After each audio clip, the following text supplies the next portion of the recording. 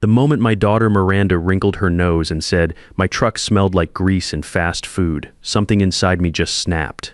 We were standing in the kitchen of the house I'd been paying for since 1987. The morning sun was coming through those old blinds, hitting the scarred wooden table where I'd just set down a paper bag with 2 breakfast burritos and a cup of coffee I hadn't finished from my last Doordash run. Miranda leaned against the counter with her arms crossed, looking at me like I'd tracked dog mess across her white carpet. "Dad, seriously," she said, waving her hand in front of her face like she was swatting flies. "Your truck reeks. It's embarrassing when Bradley has to ride in there." For a second, I just stood there holding my keys. I'm Roy Patterson, 62 years old, been fixing pipes for 40 years before my back gave out. Now I'm driving around delivering pancakes and egg sandwiches at 6 in the morning while my 34-year-old daughter sleeps until noon upstairs in my house with my 9-year-old grandson Mason. "Bradley?" I said slowly. This was the first I'd heard about any Bradley. Miranda rolled her eyes and headed for the fridge. "Yeah, my friend. Normal people don't want to ride around in a truck that smells like a McDonald's dumpster." Upstairs, I heard Mason's alarm clock going off. That meant my grandson was getting ready for school while his mother complained about the smell of honest work. The floorboard creaked. Mason was up, getting dressed for 4th grade. "Your friend Bradley," I said. "When did you start having friends over?" Miranda grabbed the orange juice and poured herself a glass. "God, Dad, I'm not 16. I can have people over." Mason came down the stairs a minute later, backpack over his shoulder, hair still messy from sleep. Good kid. Reminded me of myself at that age, responsible even when the adults around him weren't acting right. "Morning, Grandpa," he said, giving me a quick hug. "Morning, buddy. You ready for that math test?" Mason nodded and grabbed a banana from the counter. Miranda barely looked up from her phone. That's when I noticed she was dressed nice, too nice for someone who claimed she was staying home looking for work. "Were you headed today?" I asked her. She shrugged. "Out, meeting some people about job opportunities. I've been hearing about these job opportunities for 8 months now, ever since she moved back in after her divorce. Funny thing about job opportunities, they never seem to happen during normal business hours." Mason finished his banana and headed for the door. "See you after school, Grandpa. I'll be here, buddy." After he left, the house got quiet. Miranda was still on her phone, typing away with that little smile she gets when she's talking to someone she likes. I stood there watching my daughter move around my kitchen like she owned it. And that's when the first real doubt crept into my head. See, I'd been telling myself she was just going through a rough patch. Divorce is hard, single mother trying to get back on her feet. All the things you tell yourself when your kid moves back home. But standing there with the smell of hash browns still on my jacket, I started wondering if maybe I'd been played. I picked up the paper bag from the table and tossed it in the trash. Miranda didn't even notice. She was too busy texting someone, probably this Bradley character. "I'm heading out for another run," I told her. She waved without looking up. "Cool. Can you grab groceries later? We're out of everything." That word hit different now. I grabbed my keys and headed for the truck.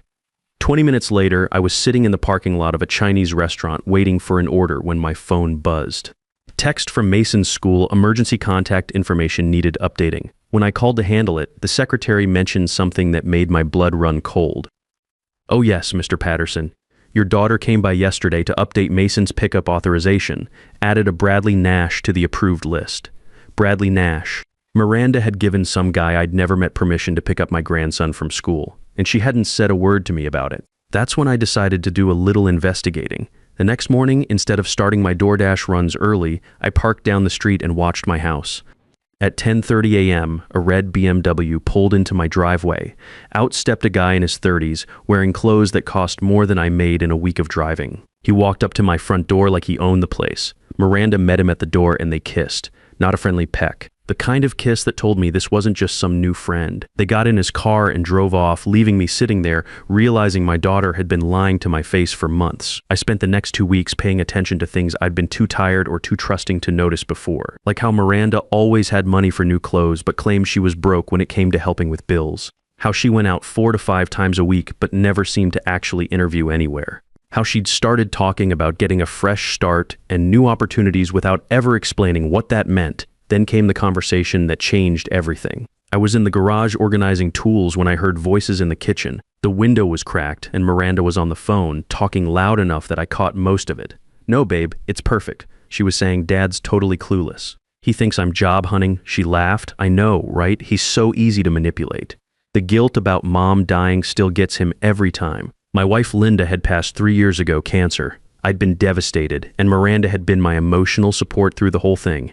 Hearing her talk about using my grief to manipulate me felt like getting punched in the chest, but it got worse. The refinance papers should be ready next week, she continued. Once Dad signs those, we'll have enough for the down payment on that condo in Scottsdale. He'll never know what hit him, refinance papers. She was planning to trick me into refinancing my paid-off house so she could steal my equity and run off to Arizona with her boyfriend. I sat there in my garage, surrounded by 40 years worth of tools, and realized my daughter was planning to rob me blind. That night, I called my buddy Vincent Cole. Vincent had been the family lawyer since Linda and I got married. He'd handled her will, helped me with some contract disputes over the years. Good man, straight shooter. Roy, he said when I explained the situation, what you're describing sounds like elder financial abuse. It's a felony in this state. What can I do about it first? Don't sign anything. Second, start documenting everything. And third, we need to think about protecting your assets before she tries something stupid. So that's what I did. I started carrying my phone everywhere, recording conversations. I started taking pictures of Miranda's expensive shopping trips, her nights out with Bradley. I made copies of all my financial documents and gave them to Vincent. The evidence was easier to collect than I thought.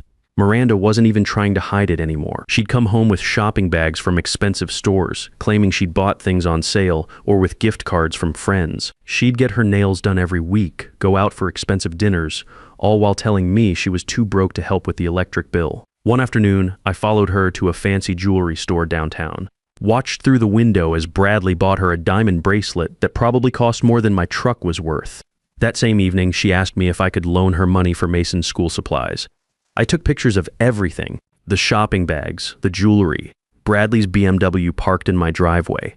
Vincent told me to document dates, times, amounts, build a case like I was preparing for court, because that's exactly what I was doing. 2 weeks into my investigation, Mason started asking questions. Grandpa, why is Mom always on the phone whispering? Why does Bradley have a key to our house now? Mom said we might move to Arizona. Are you coming with us? That last one hit me hard. Miranda was already telling Mason they were leaving, probably trying to get him excited about it so he wouldn't resist when the time came. Using my grandson as another piece in her manipulation game. I sat Mason down that night after Miranda went out with Bradley. Hey buddy, I said, has your mom talked to you about moving? He nodded. She said we might get a new house with a pool, but I don't want to leave you, Grandpa. Well, let's not worry about that right now, okay? Sometimes adults talk about things that don't happen, but inside I was furious. Miranda wasn't just stealing from me, she was planning to steal my relationship with my grandson too. The next day I called Mason's father, Derek. Miranda's ex-husband was a decent guy, worked as an electrician about 30 minutes away. Their divorce had been bitter, but Derek had always been fair with me. Roy, I've been wondering about Mason's living situation, Derek said. He's mentioned this Bradley guy a few times and Miranda keeps changing her story about her job search. I told Derek everything. About the eavesdropping, the evidence I'd collected, Miranda's plan to refinance my house and move to Arizona. Jesus, Roy, I had no idea it was that bad. Derek, I need to ask you something. If I can prove Miranda's been lying about her financial situation and manipulating me for money, would that affect the custody arrangement? There was a pause. It might. The judge cares about stability. If Miranda's been claiming she's too broke for joint custody while actually living rent-free and stealing from you, that changes things. What if I told you I have recordings of her admitting to financial manipulation? Then I think we need to talk to my lawyer. 2 days later, Miranda made her move. She came to me with a folder full of official-looking papers and put on her sweet, concerned daughter act. Dad, I've been thinking about your financial situation, she said, sitting down across from me at the kitchen table. With Mason growing up and expenses increasing, maybe it makes sense to refinance the house, free up some cash flow. I looked at the papers. They were legitimate refinance documents, but Vincent had already warned me what to look for. Buried in the fine print was language that would make Miranda a co-owner of the property. Seems like a big decision, I said. Let me think about it. Miranda's mask slipped just a little. Dad, the rates are only good for another week. We really should move fast on this. There was that word again. Tell you what, I said. Why don't you explain exactly how this helps Mason's future? She launched into this whole speech about college funds and security, but I could see the calculation in her eyes. She was mentally spending my money. Sounds good, I told her. Let me have Vincent look over the paperwork first. That got a reaction. Why do you need a lawyer? It's just a simple refinance. Because I'm old and careful, I said. Vincent's handled my stuff for 30 years. Humor your old man. Miranda forced a smile, but I could see she wasn't happy about it. The next day, Vincent called me back. Roy, this isn't just a refinance. She's trying to get herself added to the deed. If you sign this, she becomes a legal owner of your property. She could force a sale even if you didn't want it. Can we turn this around on her? Vincent was quiet for a minute. Actually, yeah, there's something called a notice to quit for financial exploitation. If we can prove she's been taking advantage of you financially while living in your house, we can use that to legally require her to leave. Plus, if she's been lying about her financial situation to manipulate you, that could affect her custody arrangement with Mason. That got my attention. How so? Family courts take financial stability seriously. If her ex-husband can prove she's been committing elder financial abuse instead of actually looking for work, that changes everything. So we set up a trap. I told Miranda I decided to go ahead with the refinance, but Vincent had suggested a few additional documents to protect everyone's interests. What I was actually having her sign was an acknowledgement that she'd been living in my house rent-free for 8 months while claiming financial hardship, and a legal notice that her tenancy was being terminated for cause. She signed without reading it. The morning I planned to serve Miranda with the formal notice, Mason came down to breakfast looking worried. "Grandpa, Mom was on the phone crying last night. She said something about money and lawyers." I felt bad that the kid was getting caught up in this, but Miranda had made that choice when she decided to use him as leverage. Sometimes adults have to work out complicated problems, buddy, but no matter what happens, you're going to be okay. 3 days later, Vincent served her with the formal notice to quit. She had 30 days to vacate the property. The screaming match that followed was something else. "You can't kick me out," Miranda yelled. "I'm your daughter." "And I'm your father," I said calmly. "The father you've been lying to and stealing from for 8 months. I never stole anything." I pulled out my phone and played back one of the recordings. Her voice clear as day, talking about manipulating me and taking my money for a condo in Scottsdale. Miranda went pale. "You recorded me." "I documented criminal activity," I said. "There's a difference. That's when she tried to threaten me, said she'd take Mason and I'd never see him again. Said she'd tell everyone I was an abusive father. All the manipulative tricks that had worked on me when I was still grieving Linda. But I wasn't grieving anymore. I was angry. "Go ahead," I told her. "Call Derek and explain how you've been using your son as leverage to steal from his grandfather. I'm sure that'll go over real well in family court." I'd already called Derek, actually told him everything, shared the evidence with his lawyer. Turns out he'd been trying to get more custody for months, but Miranda had been claiming she was too financially unstable for shared custody. Finding out she'd been living rent-free in my house while lying about her job search changed his legal position completely. Miranda left that same day, moving in with Bradley. She took her clothes and her attitude, but Mason stayed with me until Derek could adjust his living situation. The kid handled it better than I expected. Kids are tougher than we think sometimes. "Is Mom in trouble?" he asked the night after she left. "She made some bad choices," I told him. "But that doesn't mean she doesn't love you. Are you in trouble too?" "Nobody." Sometimes grown-ups have to make hard decisions to protect the people they care about. 2 weeks later, I got a call from a couple named Keith and Donna Perry. They'd seen my house listing and wanted to schedule a showing. I hadn't even listed the house yet. Turns out Vincent had quietly put me in touch with Gloria Nash, the realtor who'd helped my neighbor sell his place last year. She'd been watching the market, and when I told her my timeline, she said she could have the house sold within a month. Keith and Donna loved the place. They loved the mature oak trees in the backyard, loved the vegetable garden Linda had planted, loved the quiet neighborhood. They made an offer the same day they saw it, $340,000, more than I'd expected. I accepted immediately. The closing was scheduled for 30 days later, which gave me time to find my own place and get Mason settled with Derek. Derek had been working on a custody modification since our conversation, and Miranda's situation had made his case stronger. Instead of every other weekend, he was getting joint custody. Mason would spend weekdays with his dad and weekends with me. "It's actually better this way," Derek told me. "Mason's closer to his school from my place, and he still gets to see you regularly. I found a small apartment near the Veteran Center where I'd started volunteering. Turns out a lot of older guys face the same manipulation from adult children, and my plumbing skills come in handy for the center's maintenance needs."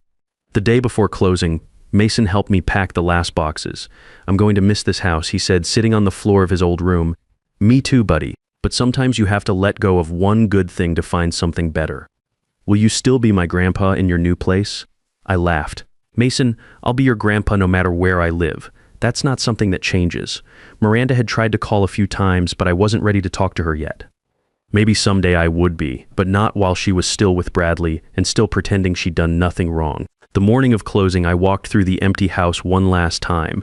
37 years of memories in these rooms, Linda's laughter in the kitchen, Miranda's first steps in the living room, Mason learning to ride a bike in the driveway. But it didn't feel sad walking through those empty rooms. It felt finished, complete, like closing a book you'd enjoyed but were ready to put down. I locked the front door for the last time and drove to Vincent's office for the closing. Keith and Donna were already there, excited about their new home. They shook my hand and thanked me for taking such good care of the place. "You can tell a house has been loved," Donna said. "It shows in every room." After all the paperwork was signed and the keys handed over, I walked out with a cashier's check for $340,000. After paying off Miranda's credit card debt, which I'd been covering without realizing it, and Vincent's legal fees, I had enough left to live comfortably and help Mason with college someday. The real kind of help, not manipulation disguised as family loyalty. That afternoon, I moved into my new apartment near the Veterans Center. It wasn't much, 2 bedrooms, small kitchen, narrow balcony overlooking the river, but it was mine. No one was using my grief against me. No one was treating my generosity like weakness. Mason spent his first weekend with me there 2 weeks later. He loved the balcony, loved watching the boats go by on the river. "This is nice, Grandpa," he said, sitting beside me in the lawn chairs I'd set up outside. "It's peaceful." "Yeah, it is. Do you miss the old house?" I thought about that for a minute. I miss some things about it. I miss the memories your grandma and I made there. But I don't miss feeling like a stranger in my own home. Mason nodded like he understood, which surprised me. "Kids pick up on more than we think," Mom called Dad last week, he said. She was crying. "Oh," she said, "you were being mean to her." But Dad told her that wasn't true. I was glad Derek had handled that conversation. Mason didn't need to hear the details of what his mother had done, but he deserved honesty about the situation. "Sometimes adults make choices that hurt people they love," I told him. "That doesn't mean they're bad people, but it does mean there have to be consequences. Like when I break the rules and lose my video game privileges. Something like that. Yeah, these days I drive for Doordash because I want to, not because I have to. Usually just a few hours in the morning, enough to stay busy and help with expenses. The truck still smells like French fries sometimes, but nobody complains about it anymore. The Veterans Center keeps me busy too. There's always something that needs fixing: leaky pipes, stuck windows, electrical problems that require more skill than the volunteers usually have. Turns out 40 years of plumbing experience translates pretty well to general maintenance. More importantly, I've met other guys dealing with similar family situations. Bob Martinez, 68, whose son kept borrowing money and never paying it back. Frank Wilson, 71, whose daughter moved in after her divorce and then tried to get him declared incompetent so she could control his finances. We call ourselves the Wisdom Group, though that's probably giving us more credit than we deserve. Mostly we just drink coffee and share stories about learning to set boundaries with adult children who never grew up. The hardest part, Bob told me last week, is accepting that loving someone doesn't mean enabling them.